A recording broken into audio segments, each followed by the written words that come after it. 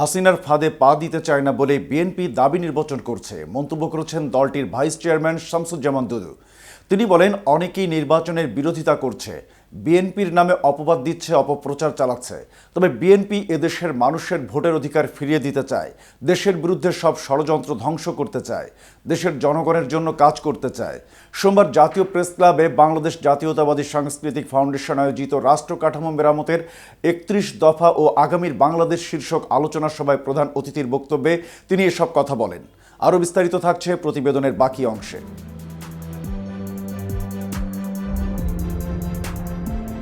নির্বাচনে বাধাদানকারীদের উদ্দেশ্যে দুদু বলেন, যারা নির্বাচনে বাধা দিচ্ছে তারা তো অনেক বড় নেতা, অনেক বড় আন্দোলনকারী। নির্বাচন দিলে তো আপনারা জয়ী হওয়ার কথা, তাহলে সমস্যা কোথায়? আগামী নির্বাচনে বিএনপি নেতা জিতবেই, তারপরের নির্বাচনে বিএনপি জিতবে। কেন জিতবে? কারণ বিএনপি জনগণের মধ্যে থাকতে চায়। তিনি বলেন, বিএনপি যে ৩১ দফা দিয়েছে তা গণতন্ত্রকামী রাজনৈতিক দলগুলোর সমন্বয়ে দিয়েছে।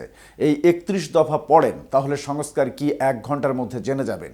অন্তর্বর্তী সরকারের উপদেষ্টাদের উদ্দেশ্যে বিএনপির ভাইস চেয়ারম্যান বলেন, উদ্দেশ্য সৎ থাকলে বিএনপির ৩১ দফা পড়তেন, তা না করে শুধু সংস্কার করেন। একজন শুধু উন্নয়ন করেছে, আর আপনারা শুধু সংস্কার করছেন। এগুলো বাদ দিতে হবে, মানুষের ভোটের অধিকার ফিরিয়ে দিতে হবে। মুক্তিযুদ্ধের পরে শেখ মুজিবুর রহমান ব্যর্থ হয়েছিলেন একটি ভালো নির্বাচন দিতে, যে কারণে ৭৩ সাল থেকে সংকট শুরু হয়েছিল। সে সংকট কাটিয়েছেন শহীদ প্রেসিডেন্ট জিয়াউর রহমান। এরপরে সংকট কাটিয়েছিলেন বেগম খালেদা জিয়া। এবার সংকট কাটাবেন তারেক রহমান। উপদেষ্টাদের উদ্দেশ্যে তিনি আরও বলেন, দ্রব্যমূল্য নিয়ন্ত্রণ করতে পারেন না, আইন শৃঙ্খলা পরিস্থিতি ঠিক করতে পারেন না। আমাদের যারা সমন্বয়ক আছে তারা গাজীপুরে গিয়েছিল, তাদের উপর হামলা করা হয়েছে। আপনারা সরকারে থাকা অবস্থায় এ ধরনের ঘটনা ঘটে, যা লজ্জাজনক। এদিকে বিএনপির স্থায়ী কমিটির সদস্য নজরুল ইসলাম খান বলেছেন, গত ১৫ বছর ধরে আমরা অব্যাহতভাবে লড়াই করে যাচ্ছি। অসংখ্য মানুষ গুম খুন হয়েছে।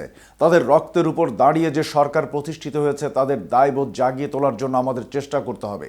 সোমবার জাতীয় প্রেস ক্লাবের অডিটোরিয়ামে শ্রমিক কর্মচারী ঐক্য পরিষদ আয়োজিত এক কনভেনশনে প্রধান অতিথির বক্তব্যে তিনি একথা বলেন।